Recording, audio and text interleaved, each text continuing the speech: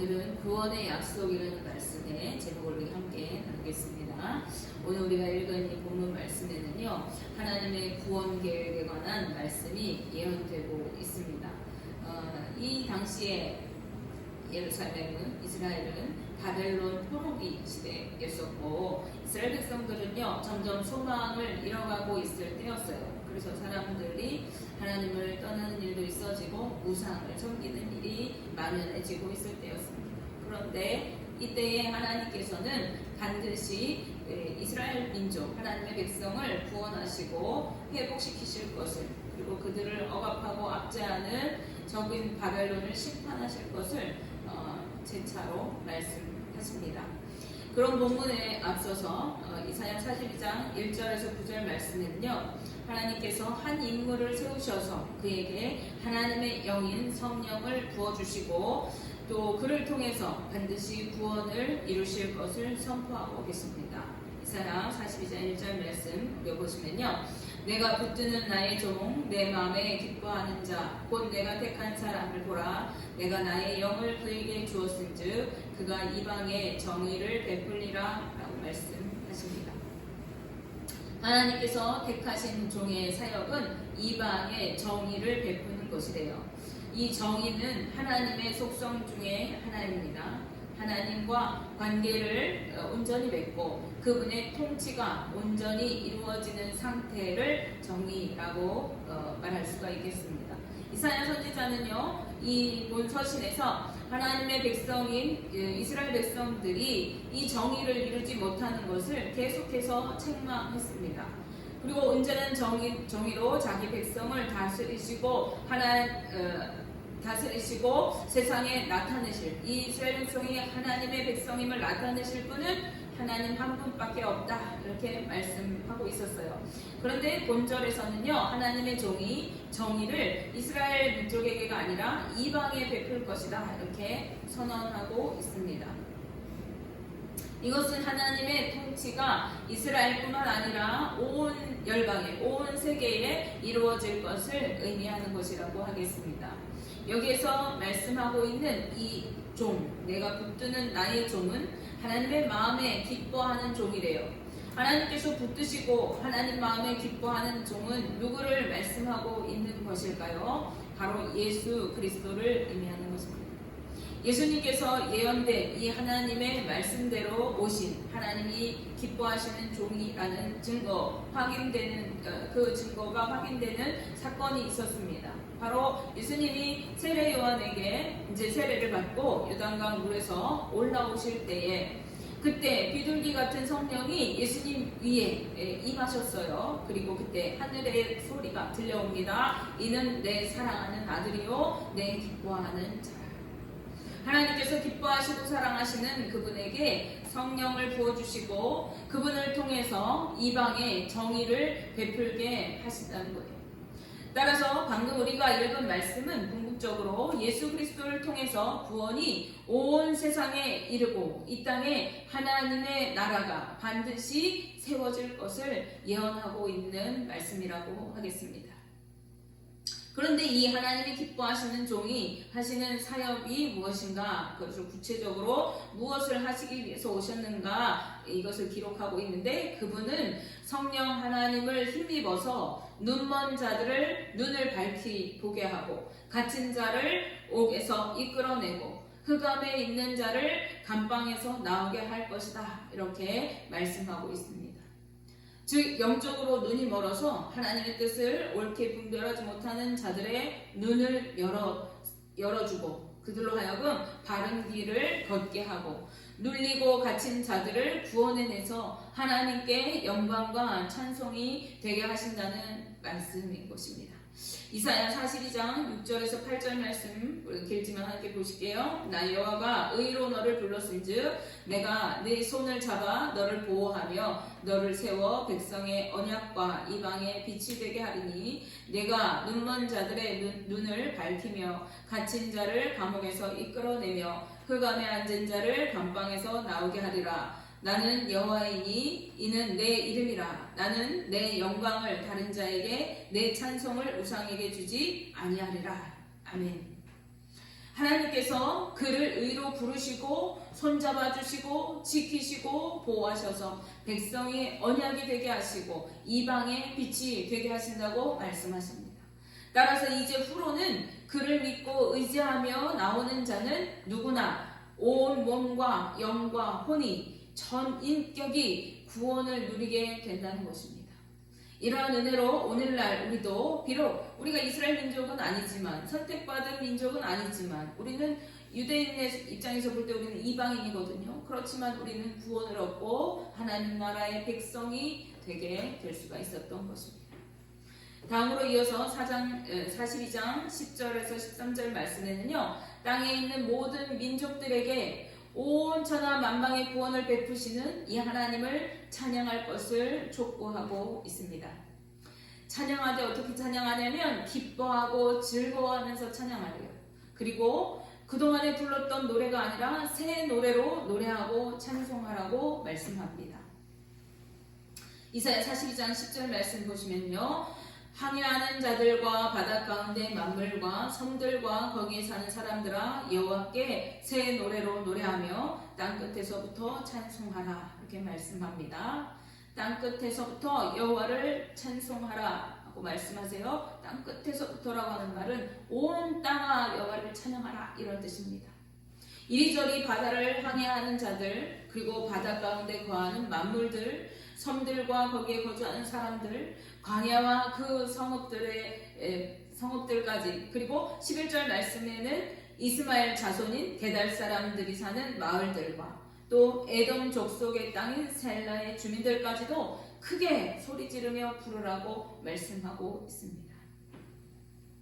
성경에 보면요 찬송, 노래가 하나님의 말씀 하나님이 행하신 이적들, 하나님의 놀라운 일들을 기록해 놓은 글이라는 것을 우리가 알 수 있어요. 특히 신명기서에 보면은요, 모세를 통해서 하나님께서 행하신 일들을 다 기록하게 하시는데, 그때 그 기록한 것을 노래라고 표현합니다. 그래서 이 찬송은 무엇을 뜻하느냐? 하나님께서 우리에게 행하신 놀라운 일들, 우리에게 베푸신 은혜들, 감사한 일들, 이것들을 찬송이라고 하는 거예요. 그것들을 우리가 선포하고 그것들을 노래하고 증거하는 것이 찬송이라는 것이죠. 그런데 하나님을 찬송할 때 어떤 걸로 찬송하래요? 새 노래로 하래요. 무슨 말이냐? 이전에 내가 기도했더니 하나님이 이렇게 해주셨어. 예전에 내가 처음 주님을 만났을 때 내가 하나님을 이렇게 만났어. 이걸로 계속 우려먹는 것이 아니라 날마다 새 노래로, 날마다 새로운 찬송으로 하나님을 찬송하래요. 날마다 새롭게 주님의 은혜를 경험하고 날마다 새롭게 주님을 만나면서 그것들로 주님을 높여 경배하라는 거예요. 그런데 이같이 모든 민족과 온 땅이 찬송하라고 강구하고 있는 것은 여호와의 구원이 누구도 예외 없이 모두가 누릴 수 있게 되었음을 의미하는 것입니다. 이것은 당시 유대인들에게는 엄청난 이슈였고 거부감을 일으키는 말이에요. 유대인들은 하나님께 선택받은 우리 유대인들만 구원받을 수 있다라고 굳게 믿고 있었던 사람들이에요. 그래서 우리를 제외한 저 이방 사람들은 모두가 하나님의 엄중한 심판을 받게 될 것이고 우리만 구원받을 것이다 이렇게 생각하고 있었기 때문에 온 땅이여 하나님을 찬양하라, 하나님의 구원이 너에게 있을 것이다, 이런 말들은 유대인들에게 거슬리는 거예요. 왜 우리만 누려야 되는데 저들도 누리라는 거지? 이렇게 반발을 하는 거예요. 그런데 예수 그리스도께서 이 땅에 오심으로 인하여 온 열방이 구원의 기회를 얻게 되어진 것입니다. 할렐루야. 이 얼마나 감사한 일이에요. 우리가 예수님이 안 오셨다면 유대인이 아니기 때문에 구원을 얻을 수 없는데 예수님이 이 땅에 오심으로 인해서 이제 온 세상에 구원의 기회가 열린 것입니다. 그런데 여전히 믿지 않는 자들과 대적자들을 향해서 하나님의 엄중한 심판이 남아있다는 거예요. 13절 말씀에 여호와께서 용사같이 나가시며 전사같이 분발하여 외쳐 크게 부르시며 그 대적을 크게 치시리로다 이렇게 말씀합니다. 하나님 심판이 없는 것이 아니라 하나님께서 용사같이 크고 능력이 많으신 분이시고 전사같이 강인한 분이신데 이 하나님을 어느 누구도 감당할 수 없어요. 그런 하나님의 심판이 용사와 같이 전사와 같이 하나님이 힘있게 나가시고 분발하셔서 그 대적을 크게 불러내서 친다고 말씀하세요. 그것도 크게 친다고 말씀하세요. 이 하나님의 엄중한 심판은 아직 유효하다는 것입니다. 분발하여라는 말은요, 그의 열심을 깨워 일으키실 것이다 라는 뜻입니다. 이는 하나님께서 모든 수단과 방법을 동원해서 하나님의 대적자들을 심판하시겠다 하는 거예요. 하나님께서는 하나님의 백성들의 고통 가운데 함께 계시면서 그들의 고통과 아픔에 동참하여 주시는 분이세요. 따라서 이스라엘 백성들의 대적자들을 향해서 너희가 나를 대적했다 하나님 이렇게 말씀하십니다. 또 하나님의 교회를 박해한 사울을 향해서 예수님이 너는 왜 나를 박해하느냐 이렇게 말씀하신 것과 같아요. 그러므로 이 말씀은요, 1차적으로 하나님의 백성인 이스라엘을 억압하고 괴롭히고 대적하는 바벨론을 심판하시고 멸망하실 것을 말씀하시는 것입니다. 그런데 종말론적으로 이것은요, 택함받은 하나님의 자녀된 교회와 성도들을 대적하는 사탄의 권세를 예수 그리스도의 권세로 물리치시고 승리하게 하실 것을 말씀하시는 거예요. 따라서 반드시 우리를 구원하시고 승리케 하실 하나님께 찬송과 영광을 올려드리라는 것입니다. 지금 유대 민족들은 어떤 상황이라고 했습니까? 바벨론의 포로 상황이었고 그들의 억압 속에 있었습니다. 그런데 하나님께서 이렇게 선포하시는 것이죠. 하나님의 구원이 너에게 이를 것이고 너희의 대적자들을 하나님이 심판하실 것이다. 그러니 너희를 구원해내실 그 하나님을 온 땅아 찬송하라. 이렇게 말씀하고 있는 거예요. 자, 마지막으로 오늘 말씀인 이사야 42장 14절에서 17절 말씀에서 하나님께서는 친히 이렇게 말씀하십니다. 이 부분은 직접 직설법을 사용하고 있어요. 그분은 오랫동안 조용히 잠잠히 참고 기다려 주셨다고 말씀합니다. 그런데 이제는 하나님께서 참지 않으시겠다는 거예요. 해산하는 여인이 부르짖으며 숨이 차서 헐떡이는 것 같이 내가 그렇게 할 것이다 이렇게 말씀하세요. 여인이 해산할 때 온 힘을 다해서 자기 죽을 힘을 다해 그 출산을 경험하는 것과 같이 하나님께서도 온 힘을 다해서 구원을 이루실 것이라고 말씀하시는 것입니다. 오랫동안 참고 기다리면서 침묵하셨지만 이제는 더 이상 참지 않으시고 그 대적을 향해 크게 외치시고 그들을 물리치셔서 하나님의 백성들을 구원해 내시겠다는 것입니다. 하나님의 백성을 온 힘을 다해 건지셔서 그 고난과 고통 속에서 건지셔서 구원의 길로 인도하신다는 거예요. 15절 16절 말씀 보실게요. 내가 산들과 언덕들을 황폐하게 하며 그 모든 초목들을 마르게 하며 강들이 섬이 되게 하며 못들을 마르게 할 것이며 내가 맹인들을 그들이 알지 못하는 길로 이끌며 그들이 알지 못하는 지름길로 인도하며 흑암이 그 앞에서 광명이 되게 하며 구분대를 돋게 할 것이라. 내가 이 일들을 행하여 그들을 버리지 아니하리니 이렇게 말씀합니다. 산들과 언덕들은 하나님의 백성을 대적하는 권세자들을 상징하는 표현입니다. 그 대적자들을 황폐하게 하신대요. 그리고 그곳에 있는 모든 초목들을 마르게 하실 것이다 이렇게 말씀하세요. 이 초목들은 하나님의 대적자들의 권세 아래 있는 백성들을 뜻하는 거예요. 다시 말해서 하나님을 대적하는 나라와 권세들을 물론이고 그 나라에 거주하는 모든 백성들까지 황폐하고 메마르게 한다는 거예요. 이것은 하나님의 심판이 그 대적자들에게 임할 때에 누구도 예외 없이 임하게 될 것을 말씀하는 것입니다. 그런가 하면 하나님의 구원에 대해서도 말씀하세요. 하나님은 맹인들을 알지 못하는 길로 이끌며 그들이 알지 못하는 지름길로 인도하신다고 말씀하십니다. 그 길로 인도하셔서 암흑이 그 앞에서 광명이 되게 하시고 구분대를 곧게 할 것이다 이렇게 말씀하세요. 즉 하나님은 영적으로 무지하고 눈이 있어도 보지 못하고 분별하지 못하는 자들, 하나님보다도 우상에게 눈이 멀어서 하나님을 인정하지 않는 자들, 영적 지도자들이 깨우쳐주지 않는다면 하나님의 진리를 결코 이해할 수 없는 그들에게 빛을 주셔서 그들이 하나님을 바라보게 하시고 또 하나님의 뜻대로 순종하여 살아가게 하신다는 것입니다. 이 빛이 바로 누구십니까? 예수 그리스도죠. 요한복음에 빛이 세상에 왔으되 이렇게 말씀하고 있습니다. 이 빛을 우리에게 주신대요. 예수 그리스도를 우리에게 주셔서 하나님의 뜻을 분별하게 하신다는 거예요. 그들이 알지 못하는 길로, 이전에는 전혀 볼 수 없었던 길로 인도하신다는 말씀입니다. 그 길을 하나님의 백성인 유대인들조차도 알지 못하는 길이었어요.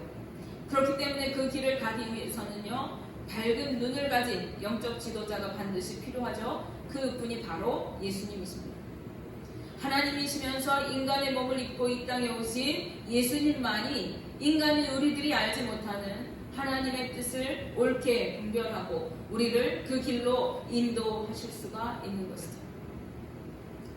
그렇게 우리가 걸어가야 할 길은 어떤 길입니까? 예수 그리스도의 십자가를 통한 구원의 길이요, 생명의 길이요, 영생의 길이요, 천국의 길입니다. 이 길은 오직 예수님 안에서만 바로 볼 수가 있는 길이에요. 세상의 눈으로 볼 때 십자가의 도는 미련하고 어리석은 길로 여겨집니다. 그러나 예수님을 믿는 우리에게는요, 그 길이 생명의 길이고 능력의 길인 것이죠. 또한 그 길은요, 예수님 아닌 다른 것으로는 절대로 갈 수가 없습니다. 믿는 건 다 똑같다고 말하지만 그것은 잘못된 표현이에요. 예수님을 믿어도, 부처를 믿어도, 성모 마리아를 믿어도 천국 가느냐? 그렇지 않습니다. 오직 예수님만 믿어야 천국 갈 수 있어요. 오직 예수님의 안에 구할 때에만 그 길을 우리가 옳게 분별하고 걸어갈 수가 있습니다.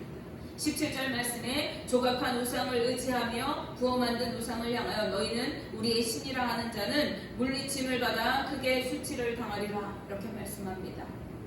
그 어떤 우상으로도 하나님의 길을, 하나님의 뜻을 옳게 분별하고 찾을 길이 없는 거예요.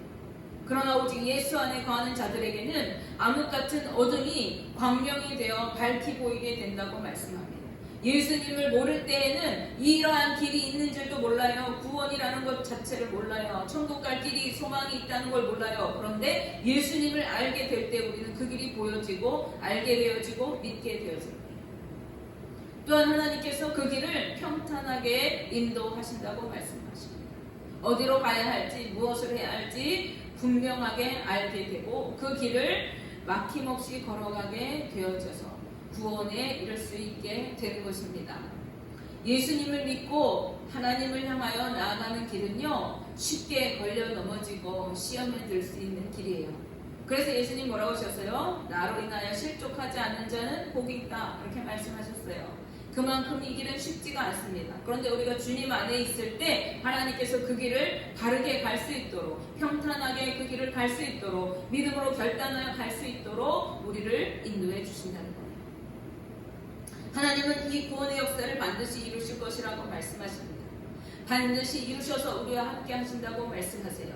16절 끝부분 말씀에 내가 이 일을 행하여 그들을 버리지 아니하리니, 이렇게 말씀하십니다. 하나님은 무지하고 하나님의 뜻을 알지 못하는 하나님의 백성들을 절대로 버리지 않으시고 반드시 구원을 이루셔서 그들의 하나님이 되어주실 것을 약속하여 주신 것입니다. 이 하나님이 바로 우리의 하나님이에요. 저의 하나님이고 여러분의 하나님입니다. 이것은 은혜이고 사랑인 것이죠. 우리를 구원하시기 위해 하나밖에 없는 독생자 예수 그리스도, 하나님께서 그렇게 사랑하시고 기뻐하시는 그분을 내어주시고 우리로 구원의 길로, 영생의 길로 걸어갈 수 있도록 인도해 주시고 우리의 걸음을 지키셔서 평탄하게 하시고 마침내 거룩한 하나님의 백성이 되게 하시겠다고 약속해 주신 이 약속, 우리가 이 약속을 굳게 붙잡고 믿음으로 끝까지 승리하며 살아가는 저와 성도님들 되실 수 있기를 주님의 이름으로 축복하며 기도합니다. 기도하겠습니다.